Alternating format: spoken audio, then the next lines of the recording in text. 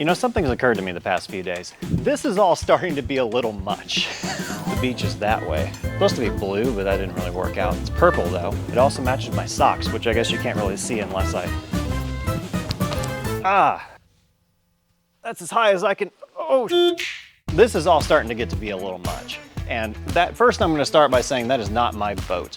I have enough of my money sitting around doing nothing every year in the form of a Chevy Corvette. I do not need something, and I also need to buy a dock slip for and buy like life preservers. Boats are not my thing, man. I tell you what is my thing though, brokenness. I am super broke. I have got to sell $5,000 in stuff in the next 2 months, or I'm gonna be eating off of paper plates in the desert where my home isn't because I don't have one. It's gonna be serious. Not really, it's 2023, I'd basically just be carrying credit card interest, but I don't want to do that because it can be really expensive for no reason. And as my dad always says, do not give the credit card companies your money. Do not give the bank your money. Keep your money in your own pocket. Dad bank. Point is, I need to sell some stuff. And that's kind of been coming anyway because this is starting to get a little bit excessive. We're up to 20 vehicles now at last count, which I honestly lose track at this point, 19, 20. And that's not counting all the bicycles, the unicycles, just like the random that's starting to accumulate around here. It's just kind of becoming a lot. Like take for example this big Zesto sign back here, okay? That sign came off a restaurant that I worked at when I was in high school. It was my favorite job ever. It was just serving ice cream to kids all day. It was awesome. The problem is this sign needs work. First of all, they cut it off the building, so it needs fabrication to mount it on the wall. We need to find some way to get it up on the wall. It needs rewired. All the bulbs are fluorescent, which means it's going to take about $2 million an hour to run the thing. So we need an LED conversion on the bulbs. That whole sign right there represents a good several weekends worth of project. And that's just something that's going to hang on the wall. Not like this, the Fiesta, that actually should go to car shows and like participate in the community. Be a good studious citizen of hatchbackery. Can't do that if it's sitting here parked. So that brings me to today's topic, which is going to be the old-fashioned whiteboard. Where the did I put that? Production quality on this is going to be 0. Oh, Jesus. Okay, I don't have a pen. So there goes that idea. I'm just going to use some old-fashioned CGI and put it on the board that way. Number one, selling stuff. Something's got to get sold. I am not going to make that kind of money just sitting on my hands. I'm gonna have to sell something. The leading contender for this is the Toyota Tercel. Now, I don't want to sell the Tercel right now because I have this idea, okay? We've got Volkswagen Golf, we've got Ford Fiesta, we've got Tercel. We have 3 not so hot hatchbacks that all cost less than $1,000. I'm feeling like a Top Gear sort of like not so hot hatch challenge going on. Definitely like one about, horsepower, like can we tow something heavy? Maybe a 0 to 60 time. Maybe 0 to 60 up a hill. We'll see if the diesel can pull up a hill better. Maybe which one can start in the highest gear. I don't know. Like just weird. We can't destroy them. We can't destroy the Fiesta. We can't destroy the Volkswagen because that's my daily driver right now. So if you have any ideas about what we could do there, let me know. Okay, so selling something is going to have to be the R6. That R6. I've never filmed any of that because I just kind of need some chill time off camera. It's kind of a lot to do all of this, at least for me. I've gotten a lot of value in having something that I can work on off camera and just kind of chill and tinker, especially something that's like newish and not rusty, like this bike. It's very satisfying when every bolt will actually come free. I think that R6, 2009, fresh valve adjustment done by me, all these other mods and stuff done by me, I think it could be a $4,000 or $5,000 bike. If it was a $5,000 bike, that would solve all my financial problems for the year. And then we just wait to get in the next predicament next year, or buy cars and get myself in a hole even faster. Probably the logical answer. As I film this, I am actively watching an NSU Prins on Bring a Trailer. I want you guys to see it. There it is, NSU Prins ending in 2 days. High bid is $1,200. Yeah, I'm interested in that. Why wouldn't I be? So never mind that, I'm obviously going to buy more stuff and make that an even bigger number. The second thing that's happening lately is we have car show season coming up. Now, all of the happening around here this year is for some reason happening in 1 month, and that's June. It just goes on and on. The entire list of June, the entire month of June rather, is just completely packed. Every weekend is full. Half of May is full, half of July is full. Like, we're getting in the heat of it right now. I have nothing to drive. And what occurred to me is the Fiesta's running now, but it drives like it's so far from making a road trip, it's not even funny. Now, obviously, BMW O2 Fest is about 2002s. So my first thought was, well, let's take the BMW 2002. Yeah, I would need a good month or two to test that thing before I'd trust it to go that kind of distance. It's currently sitting there without a cooling system. A lot of the wiring's not hooked up. It doesn't have a hood, obviously. And on its best day, it doesn't hold out water. It's not very comfortable. It's very loud. So, not the first choice for a 500-mile road trip. I have done it. I would do it again, but not the first choice.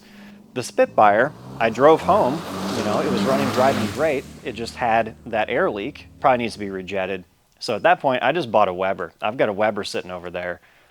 The way I figure it, if I'm driving this thing across the country, it's a lot easier to find parts for a Weber 3236 than it is to find some for a Stromberg if I'm out in the middle of Arkansas or whatever. Some people say that conversion is not as smooth as it sounds. Some people say there's a lot of work and tinkering that goes into it. Others say you literally just bolt it on and go. To me, the Spitfire is the closest thing to being road ready.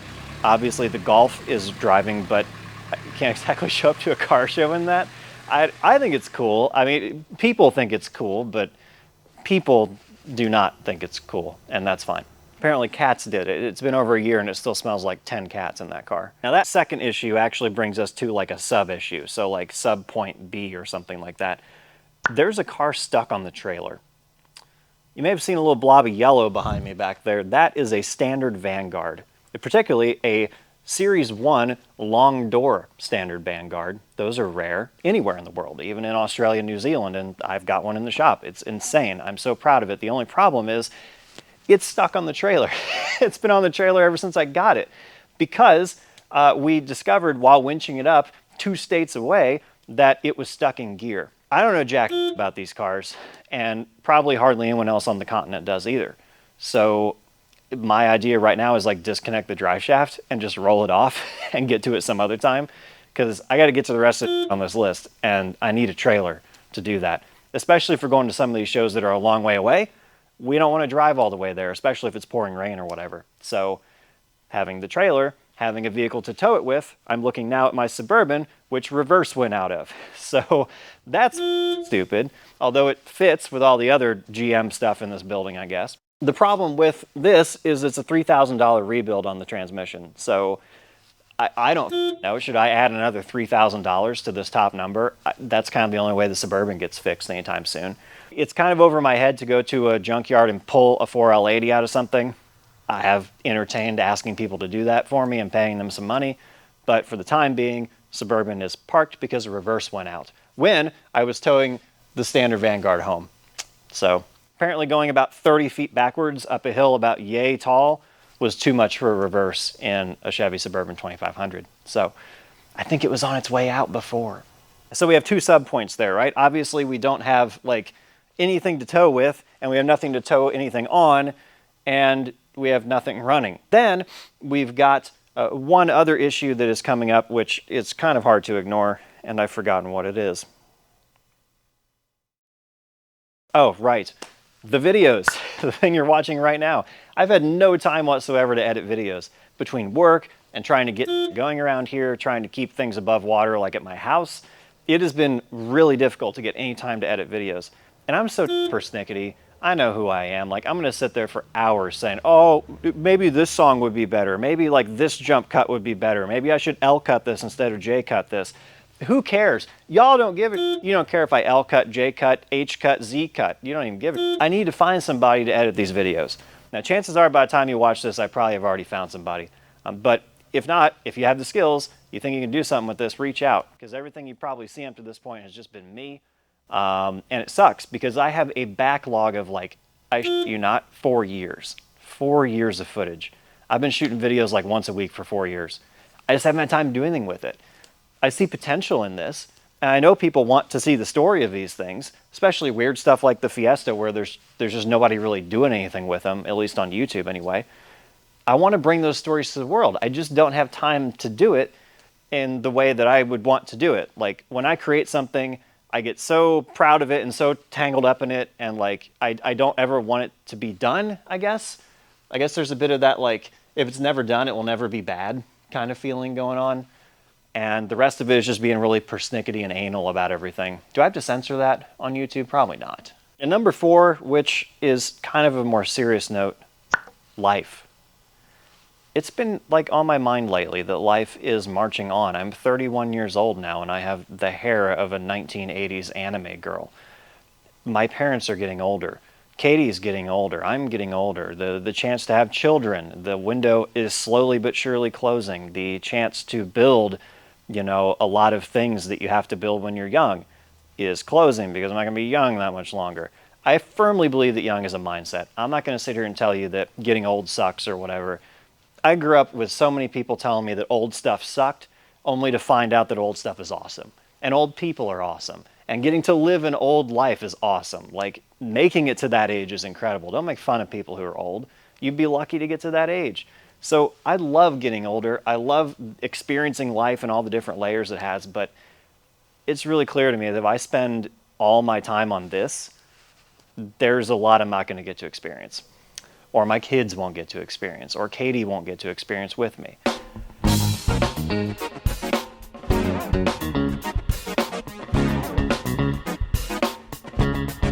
It's not lost on me that I've probably got a lifetime and a half's worth of projects here. And that would be for somebody who's not working full time and doesn't have all these other things going on. So, I don't know, man. It's just kind of weighing on me. Like, I could do all this and see all these cars through to the end, even the ones that are super stubborn and it's been 3 years and they caught on fire once and they just never seem to run right. I am talking about the Corvette specifically. Or I could cut my losses on some stuff. I hate losing money on stuff. That's probably the thing I hate the most, is losing money on a car. But if anything, that's tied with the idea that I never figured out what was wrong with that car. So to me, like, selling the Corvette without really diagnosing the issue and figuring out what it was sucks. That sucks. But it's kind of either get this ball rolling or start missing out on stuff because I'm struggling to get that going. I'm kind of weighing what to do there, to be honest. I don't know. It's not like I have dreams that aren't happening right now. Like, this is my dream to, like, live the car life and get to f*** around with cool little cars and get to tell you guys all about them. Like, that is the dream. So it's not like there's something being missed here. I'm just aware lately that the march of time is marching on. And it ain't gonna stop for no man. Or car. Oh, that felt good to say that. Get that off my chest. I will say the only 2 cars I would even consider selling are the Tercel and the Corvette. The R6 is the only bike I would consider selling right now. The Corvette, honestly, as it sits, I feel like I could probably get $5 for it, maybe 6, even without really diagnosing the problem. I did go buy an exhaust tester, fluid tester for the Delio, the thing. What am I trying to say here? I bought an exhaust gas tester for the radiator of the Corvette. And actually, I think it'd be a fun video to go around and see how many of my cars have blown head gaskets, but that might also be really depressing. I don't know. Anyway, I'm starting to think the Corvette has a blown head gasket. That's pretty much almost all it can be in my mind at this point after everything we've done. I've got that tester. I think I'm going to test that. If it's bad, I'm going to strongly consider selling the Corvette. I don't love selling the Corvette because I don't think they're really going to get any cheaper. They may never get more expensive as a C4 Corvette, but I just don't see them getting any cheaper. Like, that's a running, driving V8 manual transmission for $5. Like, it ain't gonna get any cheaper than that, I feel like, unless they start giving them away, literally. Will they ever appreciate? I don't know. That's not really what I'm talking about here. What I'm saying is I like it. I got my big old American heart beating strong, you know? When I drive that thing, it feels like I'm a true patriot and like I've got like a huge, you know, the entire hood is like one giant, and that feels very masculine and like, and like, you know, like that sort of thing. Does that make sense? I don't want to sell the Corvette, but I guess I wouldn't be opposed. Everything else in here, I don't want to sell. Obviously, a Suburban I would consider selling if I could replace it. The Sequoia I could consider selling if I could replace it. Don't really want to because I've literally got like $1,400 in that car. The Volkswagen Golf, most dependable $900 I've ever spent in my life. The Ford Fiesta, not going anywhere. Spitfire, not going anywhere. O2, definitely not going anywhere. Audi A4, my high school car, not going anywhere. Volkswagen Rabbit, not going anywhere. Standard Vanguard, not going anywhere. Honda N600 belongs to my dad, definitely not going anywhere. Audi Fox, not going anywhere. Audi 200 Avant, not going anywhere. So as you can see, there's like very few things in here that I really would ever consider selling.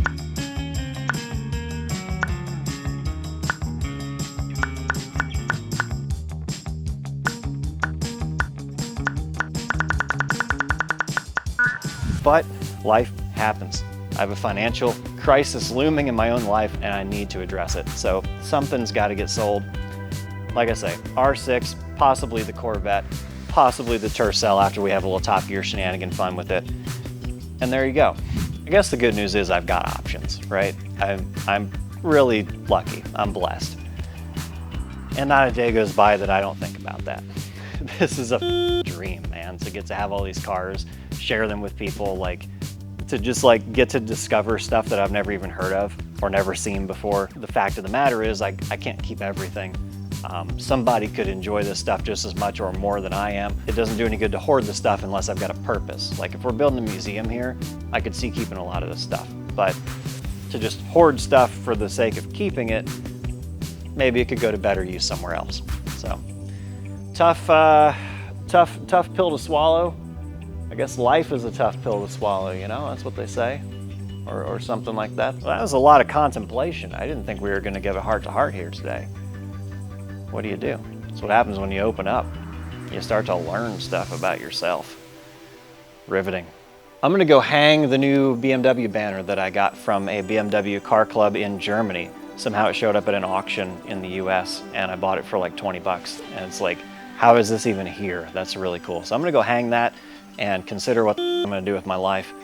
See you guys next time. I don't think anyone's gonna watch that. Maybe that's why I never post my videos. I don't think anyone's gonna watch them. Look at this. Can't take it with you, that's what they say, right?